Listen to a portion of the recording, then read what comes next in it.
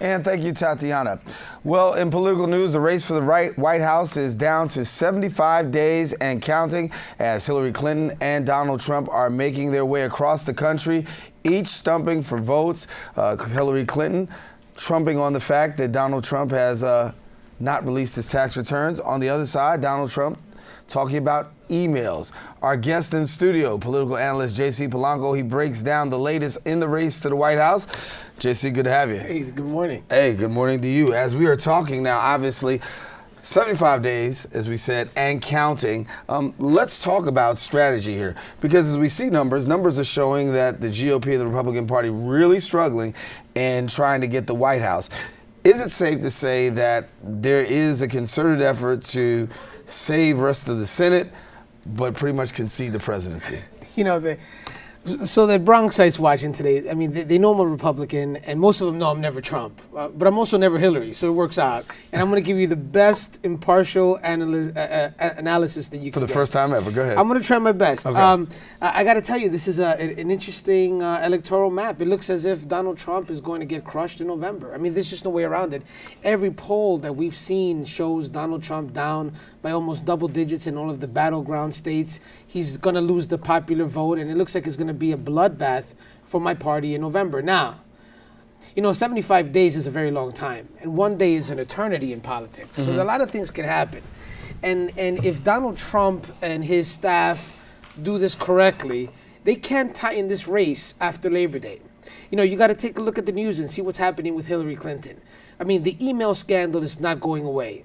And since the FBI report came out about the things that she did inappropriately and they did not go and seek an indictment, there has been new developments. The AP is reporting that there have been 15,000 new emails discovered showing a connection between Hillary Clinton, the Department of State, and the Clinton Foundation, where donors that send money to the Clinton Foundation received access to the Department of State and to meet with her.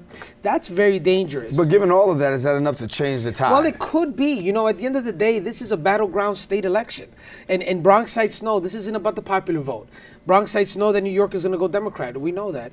But there are battleground states where the race may tighten up with independent voters. You know, the experts are saying that there are about 15 million Americans that are going to make this decision. Those 15 million are independent voters that are undecided up till today. And you never know. I mean, these numbers can change. If Donald Trump stops what he was doing all year long, and I kept coming here to your program, Darren, crying every opportunity about the bad things he was doing, if he changes that and now focuses on the pay-to-play scandal that the AP is discovering regarding the Clinton Foundation, the Department of State, and Hillary Clinton, you may make this a closer election. Then there's the other aspect of this, which is the phenomenon of people not admitting that they're voting for Trump because they're embarrassed to admit it, right? Can you believe that? And how is that going to sway on election day? For these poll numbers are showing double digits. Are there enough people that are ashamed to admit they like Donald Trump that's going to make this election close? Well, out of Austin, Texas, a couple of things happened. We know that he spoke about softening his stance on immigration, also appealing to African-American voters. New numbers showing that that's about 2% of African-Americans are actually in support of Donald Trump whatsoever. Is this too little too late? I mean, obviously for most people, they say, you know, you should have been talking this a long time ago, and you should have changed your rhetoric. Yeah, it's too little too late. You know, the reality is, I know Republicans are watching me, and don't hate me, but I'm going to be honest with you guys. It's just too late.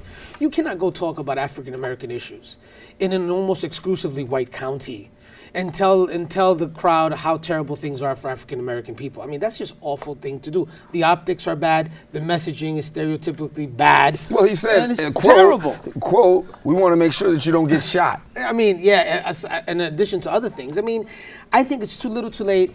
And I really wish that the Trump campaign would have had an African-American advisor explain to them that when counting black unemployment, you really can't count black full-time college students and high school students. You know, it skews the number a little too much.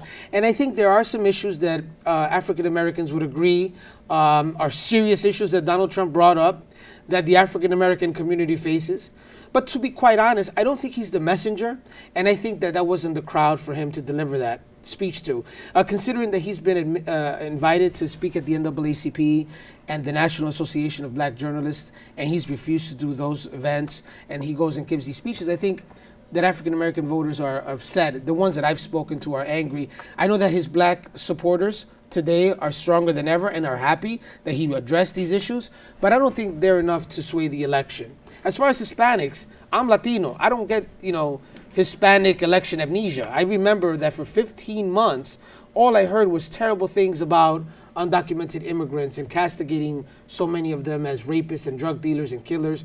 These are things you don't forget. And I was on your program, Darren, when I said he has to apologize for that. He has to apologize for that. You don't have to be Mexican to be offended. I mean, you could be a rational American and say that's not right, that's unfair, and you should apologize. He didn't. And right now with 75 days, it's just a little too late. And he has to do he has to do a miracle.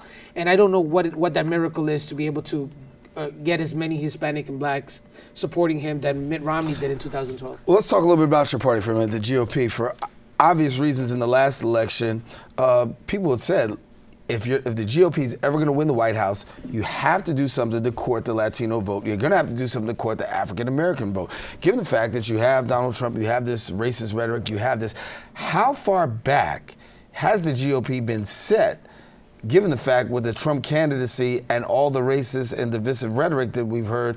Does this just not set you back this presidential election, but also presidential elections in the near future? It has. To be honest with you, Darren, it set us back. One of the reasons I'm so angry is I've been working so hard to make it a more inclusive party, and this guy was a Democrat until pretty much yesterday, and out of nowhere, he's just set us back so far. I think we're going to need a few elections to get over the trauma of the Trump campaign on bringing black and Hispanics and Muslims and young women and young people to the party. But I have to tell you, I think one of the problems that we're having with Donald Trump is not just his messaging, but it's the fact that he's taking up all of the air in the room. There's so many things that we can be talking about Hillary Clinton, not just the emails, but what has she done for the black and Hispanic community? How has she helped urban issues across the country? What has been her contribution to a lot of the bad things that have happened across our communities here in the Bronx? I mean, there's so many things we can point to. We could talk about her inaction regarding the Puerto Rican debt crisis and why Puerto Rico is in debt the way it is today. We could talk about the fact that when she was in the Senate, she did nothing about immigration reform. These are all of the things that we could have a discussion on and bring people into our party, but unfortunately, we can't right now because almost all of our minutes that we spend on air, we're talking about the terrible things that Donald Trump has said in some interview on Fox, and it's becoming a burden for our party and for rational Republicans trying to bring people in. You served as the former head of the New York City Board of Elections here, working in the polls. Let's play this out for a moment. People will obviously not vote for Trump.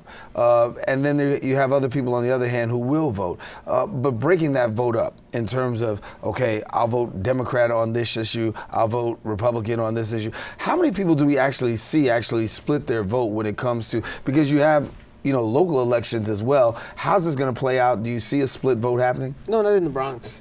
There are other places where that happens. It happens a lot in Long Island and in upstate. Where voters go in, and I call them battleground voters. Mm-hmm. And that's what I always come here, and I try my best to be impartial. I know I'm in rough terrain with a place like the Bronx being so heavily dominated by Democrats, but if voters were to split their tickets in the Bronx, and if voters made themselves more valuable, then what would happen is that candidates would come and want to speak to them, want to debate, want to come here on BronxNet every opportunity and fight for their votes. But unfortunately, we don't split our ticket here in the Bronx. We normally vote down the line for one party, and I don't think that's a good thing. I think that makes it so that you have one party monopoly, and unfortunately, there is no competition when it comes to the November elections. So I think that in the Bronx, I wish they did split their ticket. There are parts of the city where they will, like in Staten Island. There are parts in Staten Island where they're going to vote for Trump, and they may vote for an assembly member to be in a Democrat to run to be their assembly member, and a Republican to be their senator, and they'll split their ticket based on the issues. But there are parts of the city that unfortunately just vote down the line for a certain party without regards to issues, candidates, etc. So I don't think it's going to happen. So not really in the city, but on the outside, on the Outer Banks, the suburbs. Yeah, I think and unfortunately, and I'll say it and get mad and send me the emails and tweet at me if you want. But I think that the places you see candidates running for statewide office come and fight for votes are the places that split their tickets.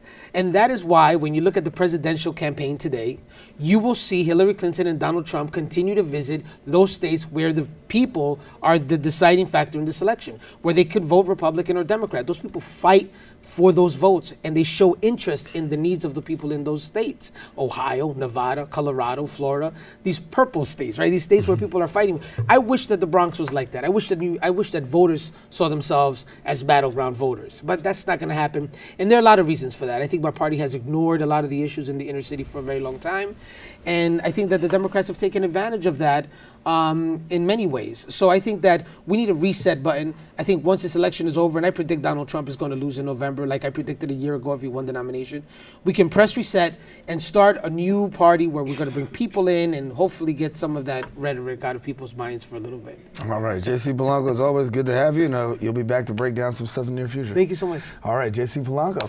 Take a quick break. Got more shows. Stay with us. We'll open up a little bit more in depth right after this.